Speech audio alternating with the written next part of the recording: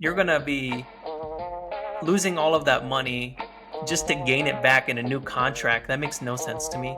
The closest game that they lost was a 42-34 loss against Arizona State by 8 points. That was the closest loss they had that entire season. Other than that, yeah, average 32. It was a league. It was a League One, Ligue. It was the French league. I forget how you say it, like Ligo or something like that. See, I'm looking for some killers. Look, you feel that fire in your gut? You don't? You better freaking light it now.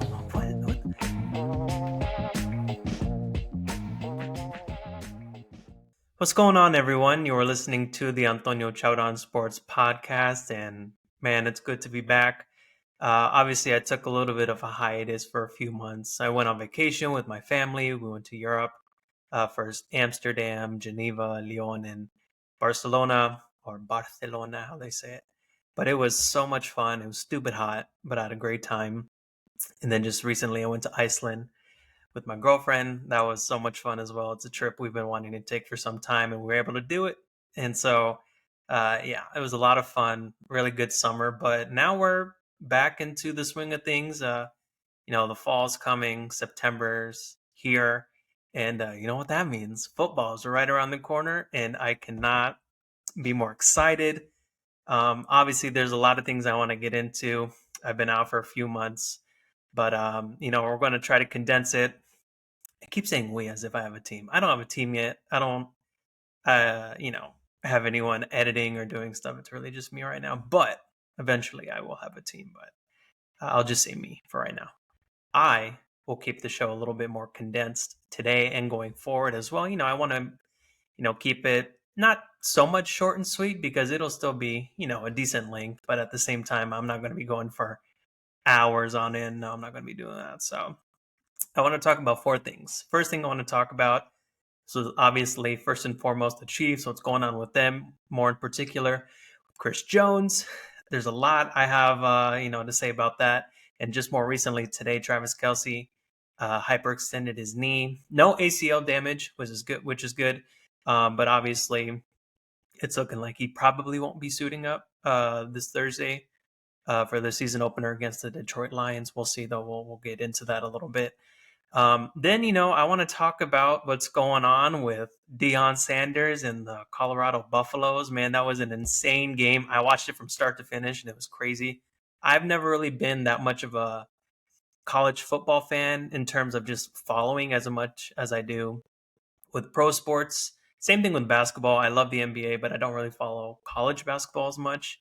And so, but this was a game that I definitely was tuned into. It's Deion Sanders, right? He's coming from Jackson State, coming to Colorado, Pac-12, and all of the turnover and controversy that came along with it, turning over and bringing in 86 new guys, which is totally unheard of. And so, we have that to talk about. I want to talk about a little bit, not just football, but football. Obviously, as the rest of the world calls it, we call it soccer, but everyone else calls it football, obviously. I want to talk about Christian Pulisic. He's been killing it right now. If you guys don't know, he was with Chelsea for a couple seasons. Then he got transferred to AC Milan, which is one of the most renowned teams in the world, right? Not just in Italy. And so I want to talk about that a little bit, give my boy a little bit of praise because he's been killing it. He's got 2 goals in 3 Serie A games already, and it's looking really good for him. Like, that was a great move for his career. Then lastly, I'm going to go through my NFL predictions. So yeah, we're going to get to it right now.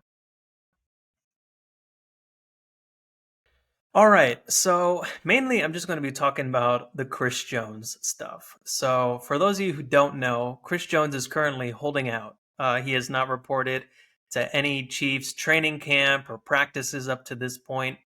Currently, he is under contract for 4 years. He's going into his last year of his contract, making $80 million over the 4 year span, which is, no chump change, right? But if you look at a guy like Chris Jones, he's been killing it these past few seasons. I mean, you can argue that he's the reason why we made it to the Super Bowl last year. That 3rd and 8 sack against Joe Burrow, making him punt it, and then obviously we go down, kick a field goal, and we win it. You know how that all goes, and then we go on to win the whole damn thing.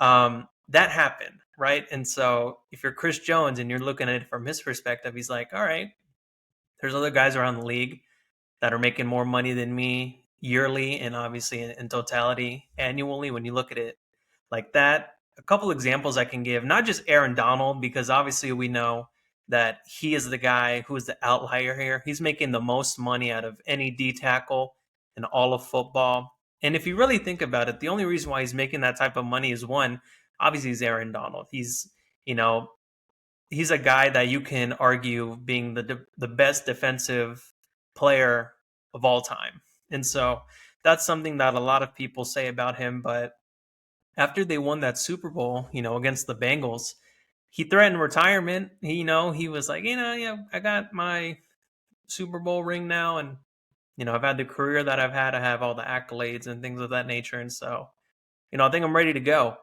And then the Rams were like, oh wait, let's pay you an absurd amount of money so you can stay. And so obviously that happened. He makes $31.7 million a year. And it's been kind of thrown around that, the number that the Chiefs have put on the table. Again, this is just reported that I've seen. The main guy I've seen really report this was Nick Wright from First Things First. He's really tied into Kansas City as well because that's his hometown. So he knows a lot about the local teams, especially NFL with the Chiefs. And it was reported, and he said this, that the Chiefs put on the table $27 million a year for 2 years. Or it was like 27.25 million. And so in totality with the 2 years, it'll be about $54.5 million guaranteed. And so, that's a big deal. That's a lot of money. And then right now, Chris Jones is asking, reportedly in his camp, are asking for $64 million for 2 years. So that's going to bump him right above Aaron Donald being the top D tackle in the league at $32 million a year, which is insane. Um, Look, you have to look at it from two perspectives, right? You got to look at it from the perspective of Chris Jones. Um, you know, he's an amazing player, arguably currently the best defensive tackle in all of the NFL. I don't necessarily think that's disputable. I don't think you can say, X guy or Y guy is better than him right now. Aaron Donald, if you look at him right now and how that Rams team has been, you can't really put him in the same conversation right now if we're talking currently, like as of today, September 5th. Like you just can't. Um, and so I think when you look at it from that lens, you understand that he wants to get a pay raise. And I totally, don't discredit him from that. And I think he should get his money. I think $27 million is a good amount of money. And obviously, right now, you look at other guys as well, just aside from Aaron Donald. Two examples: Jeffrey Simmons and Quinnen Williams. Jeffrey Simmons making $23.5 million a year. Quinnen Williams is making $24 million a year. Both of them are just now entering their fifth season. Obviously, they're both amazing at their position. Simmons being with the Titans and Williams being with the Jets. Obviously, these are two teams that, for this season, more so with the Titans, the past few seasons have been more so contenders. And then with the Jets now, they got A-Rod and are talking Super Bowl and all that, which I don't think that's the case. But, we'll get to that a little bit. Um, both going into their fifth year, albeit both first-round picks in the 2019 NFL Draft. There's a lot of praise about these two guys, but they're not Chris Jones. Chris Jones should be making more than them, and I think $27-28 million a year is formidable, absolutely. And so when you see that he's wanting to make more than Aaron Donald, that Aaron Donald is the bar, I don't think that should be the case. Obviously, when you're a player, you think of and the people that are outside of being a player, like the media, or just people like me who like to talk about sports and are talking about this stuff.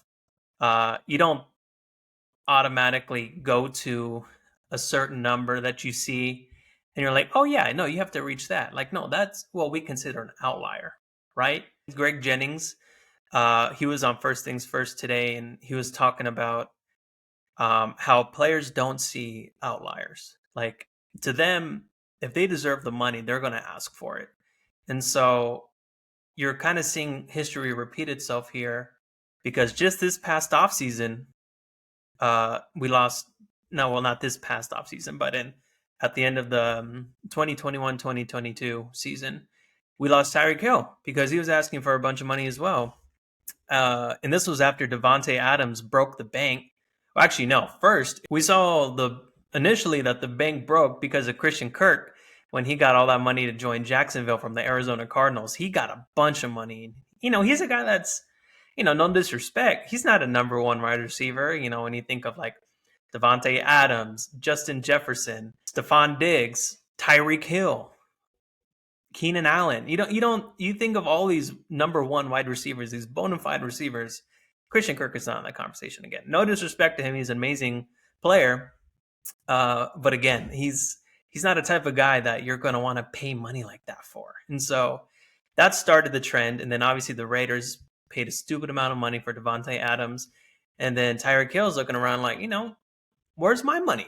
And so, yeah, you're seeing history repeat itself here where the Chiefs are in a bind again, where they have a great player that wants money, a lot of money, and you're kind of like, oh, what do we do here? We gave you our offer, but this is kind of the cards that we have to deal with right now. And so it's going to be interesting to see how this all pans out. If you were to ask me right now if it's more likely that Chris Jones will stay with the Chiefs, at least for this season, till week 8, or the latter, we trade him. That's hard to say. That's really hard to say because you can make an argument for both. You can say that, okay, and I say week 8 because Chris Jones literally said that he would hold out till week 8 in order to, make a point. And my thing is, if he's asking for all of that money, he's losing all of that money by holding out and sitting out of these games. Like, if I think he's already accumulated a couple $1 million in fines already, and if he holds out till week 8, he can lose another 12-13 million dollars. And so, to me, I'm like, all right, you're gonna be losing all of that money just to gain it back in a new contract. That makes no sense to me. But again, so we'll see how that goes. And then obviously with the other option with possibly trading him, the Chiefs right now, they're in a win now mode. Obviously we've won 2 Super Bowls in the last 4 seasons, right? And so when you look at it like that, you're like, oh damn, okay, yeah, like we're in win now mode. Let's go. And so you don't want to take every season for granted, because right now we have Patrick Mahomes, we have Travis Kelce, who have been, really the child's not a word, poster children, if you will, for we're choosing winning Super Bowls over money, because they have been heavy advocates for it. Obviously, Mahomes has preached about that and said that multiple times that he wants to win and he's going to put that over money. Kelce has said the exact same thing. And so, you'd be under the impression that a guy like Chris Jones wants to do that. He literally said too, going into the season, he wants to win and he's going to win Defensive Player of the Year. Well, if you sit out 7-8 games, dude, that ain't going to happen. So there's just a lot of things going on here. And with that win now mode mentality, would it surprise me if we shipped off Chris Jones for, whatever trade could be out there? No, because with the Chiefs mentality, they want to win now. And if you're not going to be part of that puzzle, then you're going to get out of here. And so an argument can be made for both sides. And so we just got to wait and see what happens there. All right, moving on to a topic that won't semi-depress me. Deion Sanders, that game against TCU on Saturday was insane. I don't know how many people watched it, millions of people. I'm sure it was probably one of the most watched college football games of the entire weekend. It was crazy. And obviously all of the storylines going into it built a lot of hype around it. There's a lot of controversy around how Deion went about building this program essentially from the ground up, because that's really what he was doing, building it from the ground up. This is a team that last season finished 1-11, and this is just going to show you how much the Buffalo sucked last season. They had obviously a 1-11 record. That one game they won was in overtime against Cal, and they won 20-13. And other than that, they lost their other 11 games by an average of basically, if you round it up, 32 points. So you lose 11 games by an average of 32 points. The closest game that they lost was a 42-34 loss against Arizona State by 8 points. That was the closest loss they had that entire season. Other than that, yeah, average 32. That's horrible. And so you see Deion come in, and the first press conference, well, not a press conference, but you saw the video of him addressing all of his players at the time. They're not there anymore. I think he kept like 3 from last season's roster. Yeah, I mean, that's crazy, in how he addressed them initially being like, hey, I'm bringing new guys in. You guys can go check out the portal now because you're not going to be here. You're not part of my plans. And obviously, when you're a player, I understand. You're going to feel a type of way because you're like, oh, damn, I'm not good enough. You're not. Because if you're a part of a 1-11 team, you're not good. And with Deion, he brings that pedigree of excellence. He's on a whole other level when it comes to winning. He has won multiple pro levels, and with NFL and MLB, he's won Super Bowls with the Cowboys, right? And he had an amazing baseball career. He averaged, I think, in a World Series, like a .536 batting average, which is stupid. Like, he's basically every other at bat, he's getting a hit, which is crazy. Like, that does not happen. And I think as a career, he averaged like a .260 batting average, which is pretty good. I mean, it's a little above average is good. And so, and obviously, he was a pretty good college ball player as well. And so, when you look at all of those different accolades that contribute to the overall sports career that Deion Sanders has had, you know that he's going to bring it. He's going to bring all of the guys that he can to that team. And obviously you saw that with a lot of the players that you saw on display Saturday afternoon against TCU. Just to kind of go down the list of some of the stats that his players put up, obviously none of them from the prior roster from the season before. There was one guy, so the first pick that actually TCU threw, it was in the end zone, and yeah, I forget the guy's name, but he was like one of the 3 players from Colorado last season, and he got the first pick of the game, and so I thought that was pretty cool. Obviously, we got to start with this kid, Shedeur Sanders, threw 510 yards, 38 of 47 for an 80.9%, basically an 81% completion rate, which is crazy. Dylan Edwards, a total of, I think it was like total yards, 159 yards. 135 of those are receiving yards, which is, as a running back, is insane. He's a running back. He's not a wide receiver, Dylan Edwards. No, he's a running back. And he had 135 receiving yards. Travis Hunter. This guy, Travis Hunter, I've never seen a player like this before. He played wide receiver and cornerback. He had 1 pick in the game. He had 119 yards and in a touchdown. It was crazy. I've never seen something like that before. Like the guy's motor, it's supernatural. Like he played I don't know the exact number, but it was easily over 100 snaps.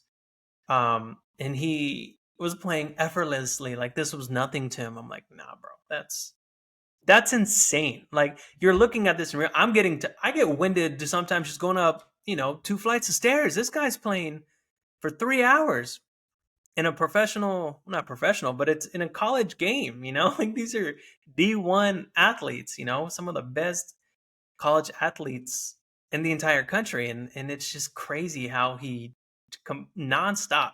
In the post game interview, he was like, I can go keep going. Now, how accurate is that? I don't know, but it seemed like he was pretty serious about it. I'm like, oh, wow, all right, cool. We can play another 4 quarters. Let's go. Like this guy is just insane. Um, and he had a pick. Like, come on, and that pick was crazy. So if I remember correctly, they were obviously in the red zone. TCU was. They were, I don't know, maybe at the 10-15 yard line, maybe closer. And he literally just picked it out of the air. What had happened, it was the running back. He basically ran like a screen kind of to the end of the end zone and basically just like going away from the rest of the defense. And Travis jumps the route and he just snags it like out of the air. Like it was purely, I think, like intuition and instinct, because they were saying on the broadcast, 10 out of 10 times you would think like this is a touchdown. And no, he just essentially breaks and cuts off the route and catches it, and boom, he saves a touchdown right there. And so there were multiple times where you saw in that game where TCU could have won, but and obviously it's 45-42. I mean, they put 42 points on Colorado, but they could have put up more. They should have put up more, but Colorado was just like, no, we're gonna win this thing. Just really quickly too, two of the receivers, uh, they caught for over 100 yards as well each. Xavier Weaver 118 yards, Jimmy Horn Jr. 117 yards. Shador threw to four different receivers for over 100 yards each. Like I don't even think that's happened in college sports, in college football, uh, at all. Like four different receivers catching over 100 yards. I don't think that's ever happened before. And so, just the history that they made in their first game together. Like and these aren't scrub teams. This was a TCU team that was in the national championship. Obviously, they got obliterated by Georgia. They lost like 65-7, something crazy like that. So they got their ass whooped. But again, this is a team. They beat Michigan. They beat a number 2 Michigan team. And a lot of people thought that the Wolverines were going to go on to compete and if not win a national championship, at least compete in it. And so, this is at the time 17 ranked TCU. They're not. I don't even think they're ranked in the top 25 anymore. But guess who is?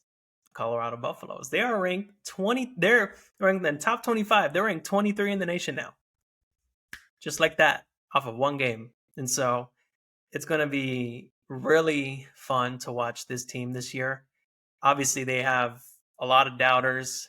Obviously, going into this game, I think they were like 21-point underdogs, 21-point underdogs.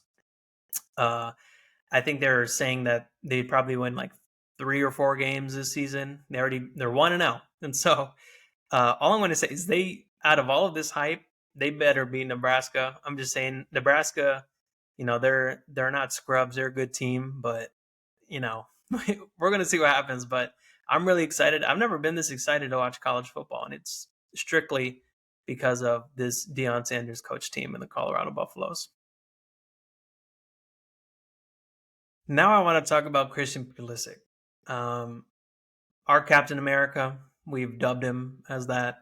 Obviously, he is, if not one of the best U.S. player currently playing at the moment. Obviously, we have him, we have Weston McKinney, we have Serginho Dest, we have guys like that.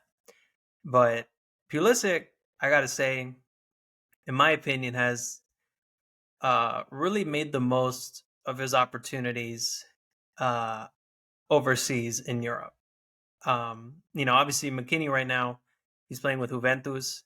He's a part of their current squad. I think he got sent out on loan the last half of last season to Leeds, and they didn't play very well. I don't know his particular stats, but they got uh, relegated last season, so now they're not even in the Premier League anymore.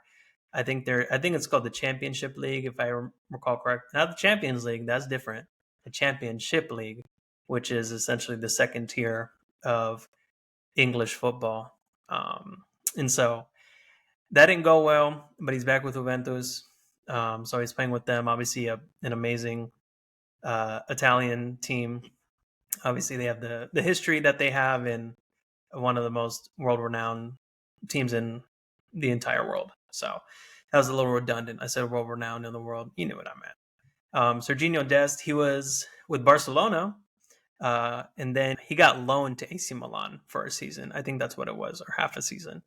Went back to Barca this past summer, and then now he's with PSV, which is in the Dutch league. PSV is a good squad. I mean, you think of Dutch teams, you think of Ajax, like that's like the main team, at least that I think of when I think of Dutch teams. But PSV is up there, and obviously he is Dutch. He has like a dual citizenship, I believe, because he's not a U.S. born citizen, if I recall correctly. I think he was born in the Netherlands. Um, Anyways, I digress. You look at a guy like Christian Pulisic, who was with Borussia Dortmund, played really well there, and then transferred over to Chelsea, and he was there for about 3 or 4 seasons. But it's kind of a commonality with a lot of these players, and kind of a consensus that when you go to Chelsea, you don't play your best football because of the team, because of the front office, and so it's a club that a lot of players look at that's not going to be a place where you're going to thrive. Um, and so obviously with him being at AC Milan now, because it was a toss up between AC Milan and Lyon, I believe, or it was a league, it was the League One, Ligue. It was the French league. I forget how you say it, like Liga or something like that. Um, But it was between that and AC Milan, and obviously he chose AC Milan because, I mean, I would have chose AC Milan as well. I think anyone would have. And he's been playing super well. And you have guys on that team like Olivier Giroud, who is, a bona fide player in and of himself. A French player who has been playing for easily 10 to 12 seasons now. He's a veteran. He's a guy that you look at to really have him take you under your wing. He also played with Pulisic at Chelsea as well. And then you have other guys like Rafael Leao, a Portuguese international player. He's so good. He is so good. I think he's on like 22, 23 years old. He's super good. He's a right winger. And they have Pulisic on the opposite wing as a left wing. Or I think it's reversed. Anyway, either way, they're both playing on the wings. Giroud's striker or center forward, one of the two, and he's killing it. You can tell that he's really comfortable there, because at Chelsea he didn't get a lot of playing time, and anytime he did, you can't obviously you look at games played, and he had a good amount of games played, but a majority of the time he was coming off as a sub, and this is the 65th, 70th minute. He only gets about 20, 25 minutes of playing time instead of actually starting and being able to play for longer, even the entire game. And so that was a little misleading in terms of games played, because a lot of the time, towards the end of his time at Chelsea, he was coming off the bench. And so, given the fact that he's a starter now, he's getting more confidence. He's playing in a Serie A league that's very competitive. AC Milan, a team that was in the Champions League semifinals last season and got knocked out by Inter Milan. But again, this is a team that can win the Champions League like within either this season or the next few seasons to come. He's in a great spot. And I'm so happy to see that. I'm definitely going to get a Christian Pulisic AC Milan jersey for sure.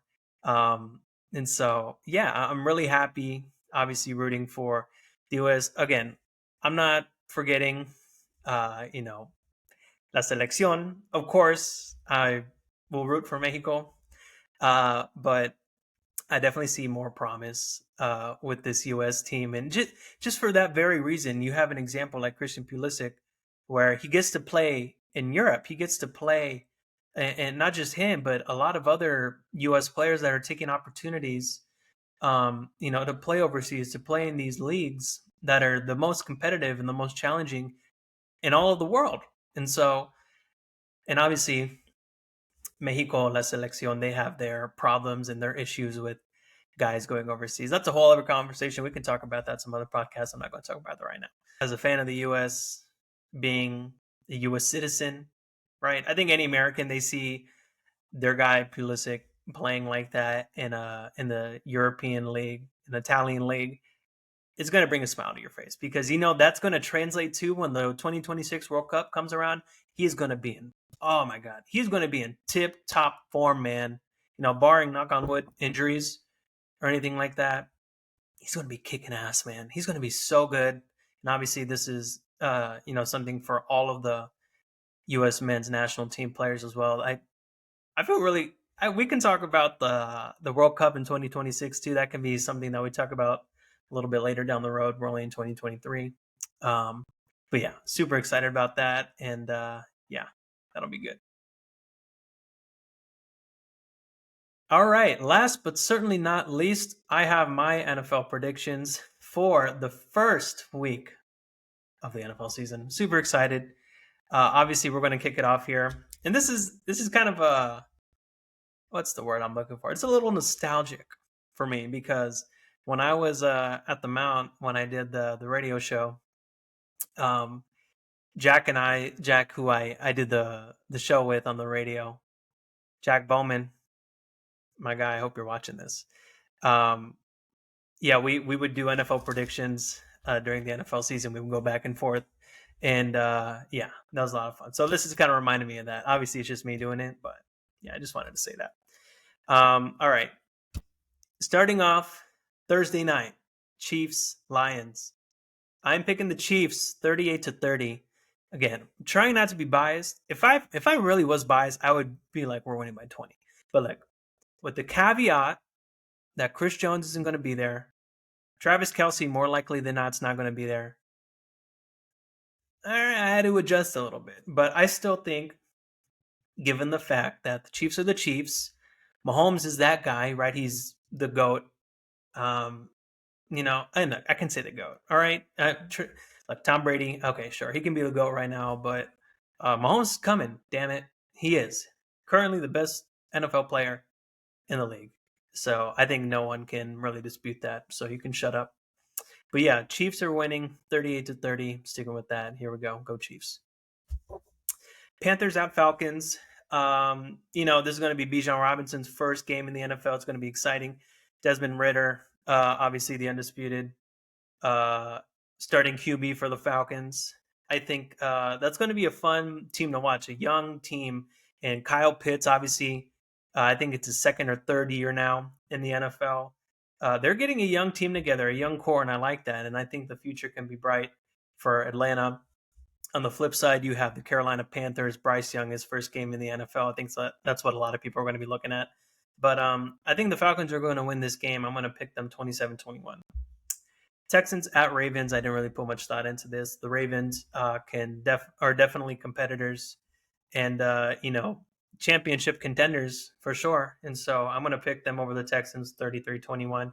OBJ, his first game with the Ravens, and Zay Flowers, his first game as well. Lamar Jackson recently paid a lot of freaking money, and he's going to go out there and show why he deserved that money. So, yeah, I think that's all of that motivation is definitely going to, be in the back of his head, and he's going to want to prove haters wrong. So, yeah, Ravens against Texans 31-21 or 33-21, sorry.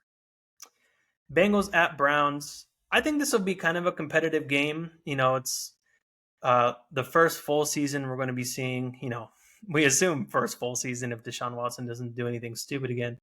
But first full season with Deshaun Watson being able to play with the Browns. And so, but I'm still going to pick the Bengals. I think Joe Burrow is going to be playing week 1 as well. Yeah, so I'm picking the Bengals 30-24. Bengals don't have the best record head-to-head against the Browns, but I think the Bengals are the better team. Jaguars at Colts. Again, didn't really put much thought into this. I think the Jaguars are the better team. Calvin Ridley's back off his suspension for gambling. He was out for an entire season.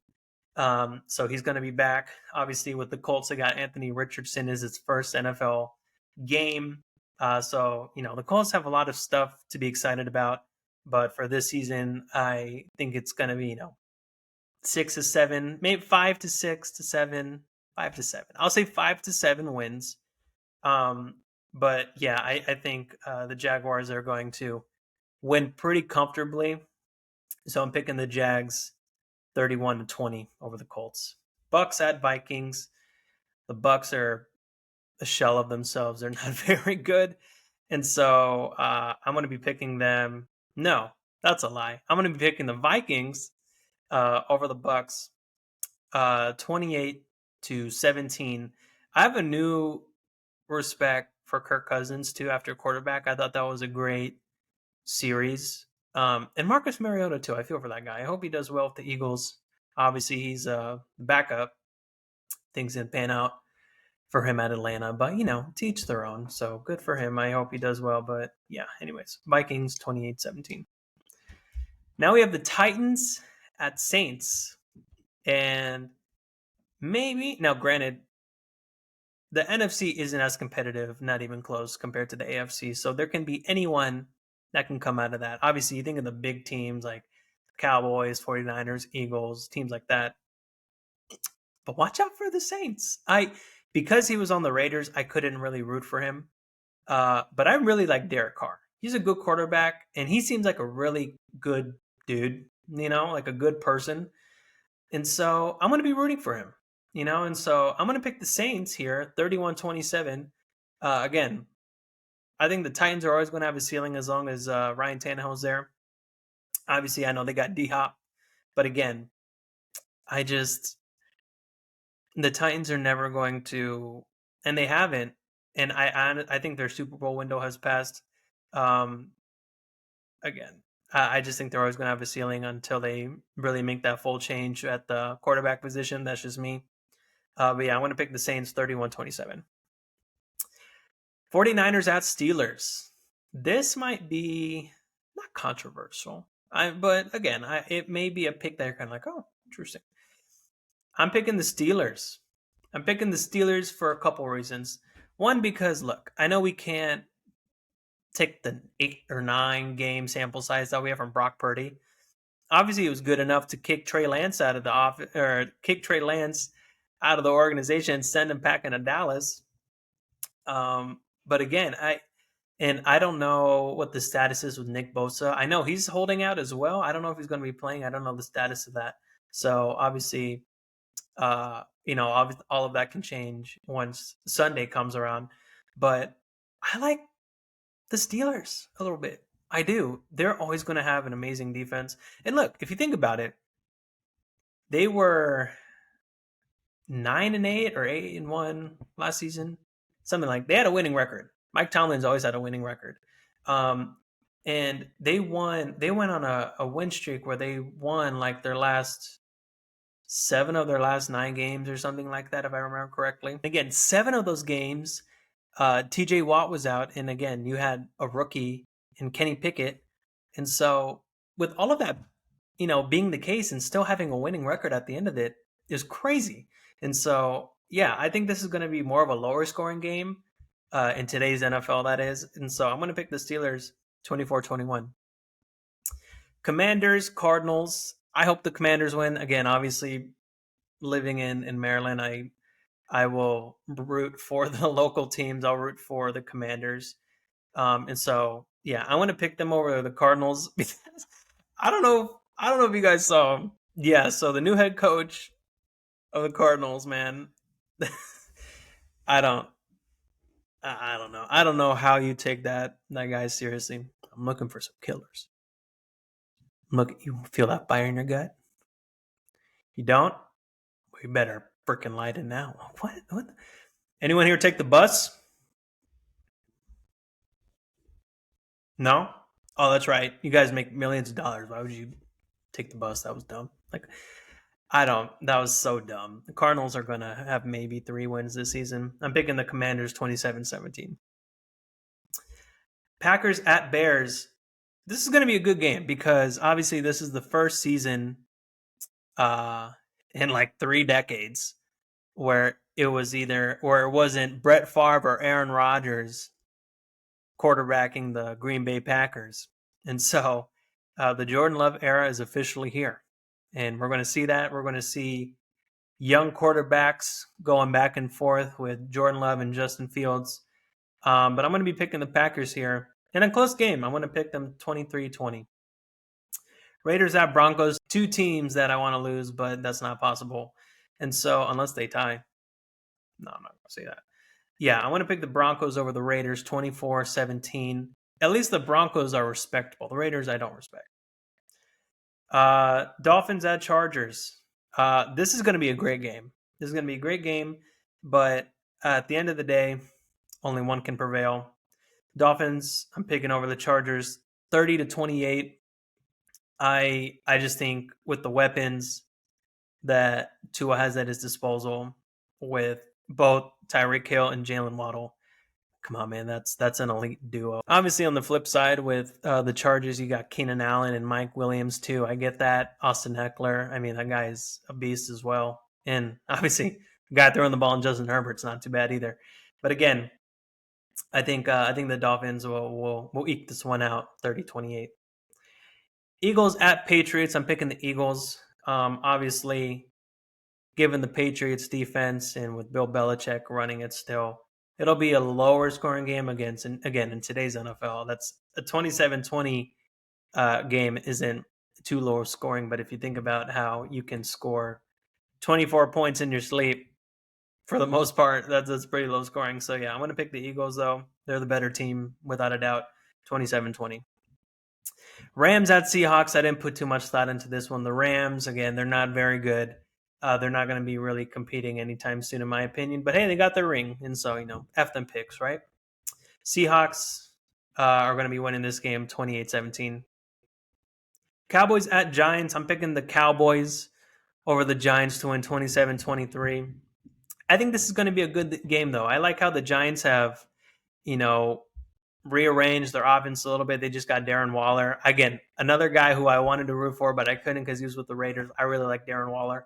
And so another season that you have Daniel Jones in the Brian Daboll system. And so, yeah, I think that's going to be something that's going to definitely benefit him. And obviously we saw all of the results of being in a system like that with Daboll that Daniel Jones really got to exploit and take advantage of this past season. He had an amazing season, for his standards and for kind of his game, right? He's not going to throw, 40 touchdowns, but a guy that can use his legs and a guy that can, really use that to his advantage.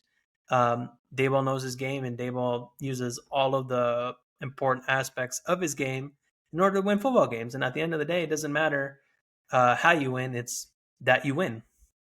So yeah, but I'm still going to pick the Cowboys. They have the better overall team. Dak Prescott, this is really the season that he really needs to ball out, because if not, Trey Lance is right there. He's kind of playing for his job there. So there's also that.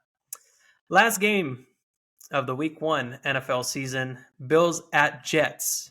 Monday night, man, NFL really knows how to market. I'm picking the Bills 30-24. Look, we have all of this hype around the Jets. I get it. It's Aaron Rodgers. He's an amazing player. He's obviously Hall of Famer, no doubt. But you can't expect things to just go swimmingly from the jump. That's just not realistic. We saw this last year. Obviously, when Russell Wilson came to the Broncos and with Devontae Adams going to the Raiders, and everyone's saying, oh, are the Chiefs even going to make the playoffs? Their AFC West is stacked. So, and we saw how that ended up, obviously. And again, are they going to be scrubs? No. But, they may make the playoffs. They may. And obviously that's a defense that's stupid good. Don't get me wrong. They're definitely going to be a top 5 defense, no doubt. But you can't just plug in a player like that and everything to go and expect everything to go swimming. That's just not how it works. And so, I think they could definitely be a 9, 10, 11 win team, but everyone, I say everyone. There's some people that are saying they can make the Super Bowl. A lot of the players, and obviously, look, when you're a player, you're not going to say you're not going to make the Super Bowl, but one of the players, I can't remember his name, but he said that he was basically comparing them to the '85 Bears. I'm like, all right, calm down. And so, yeah, in the Bills, look, they have some stuff going on off the field. Obviously, there's been some stories around Stephon Diggs, reportedly that he is not happy with the organization. It felt like they've missed their window. Uh, Obviously, he denies that, but why wouldn't he deny it? And so, but again, they still got Josh Allen, still a great team, and yeah, I want to pick the Bills 30-24. And yeah, when I put on my show next week, I'm going to see how I did. For the most part, when we would do this on the radio show, uh, I did pretty well. I would always get at least 65, 70% of them correct. And so, yeah, we'll see how I go here. But at the end of the day, the only prediction I care about is the Chiefs. So, yeah. Thank you all for listening. Again, I'm going to be having a new schedule here. So, I'm going to be uploading once a week every Wednesday at noon. So, please make sure that whenever noon hits, wherever you're living, whether if you're on the East Coast, Central, West Coast, let me be clear, noon Eastern time. So, please subscribe, please watch the content, and I appreciate all the support. And yeah, I'll be back next week with plenty more to talk about. So, see you then.